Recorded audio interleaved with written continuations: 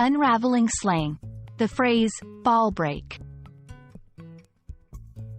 Hello, everyone. Welcome back to our channel where we make English learning fun and easy.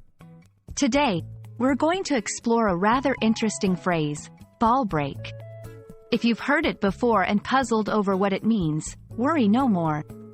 We're about to dive into the meaning, usage, and origin of this slang term. Stay tuned to become a more fluent and understanding English speaker. Let's get straight to it. Ball break is not your everyday English phrase. In fact, it's a slang term and it's a variation of the more commonly used phrase, ball buster. It describes a situation that is extremely challenging or stressful. For example, when someone says, "This math problem is a real ball break," they mean that the problem is very difficult to solve. Interestingly, when referring to a person, ball breaker, or ball buster, often describes someone who is considered to be tough, demanding, or even unreasonably strict. It's a term that can be seen as both humorous and slightly negative, depending on the context and tone used.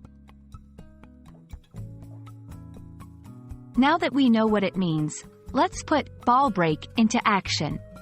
Here are a few examples of how you can use it in a sentence. Organizing this event without any help is a real ball break. He's a good manager, but he can be a bit of a ball break when it comes to deadlines. I love puzzles, but the one I tried yesterday was such a ball break. Notice how the phrase can modify different nouns, such as an event, a person, or a thing like a puzzle. You might be wondering where this phrase comes from. While its exact origin is unclear, ball break is derived from American slang and has been used in various forms since at least the mid-20th century.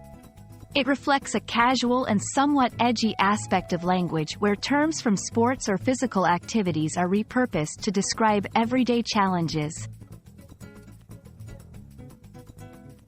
A word of caution. Because ball break is slang and has connotations that can be considered vulgar or offensive to some, it's important to use it only in informal situations and with people who understand and are comfortable with slang. It's definitely not a phrase for formal contexts or polite conversation. And there you have it, a complete breakdown of the phrase, ball break. We hope this has cleared up any confusion and added a new expression to your English repertoire. Remember, language is constantly evolving, and slang is a big part of everyday speech. Keep learning and expanding your boundaries, but always be mindful of the setting and company you're in when using such expressions.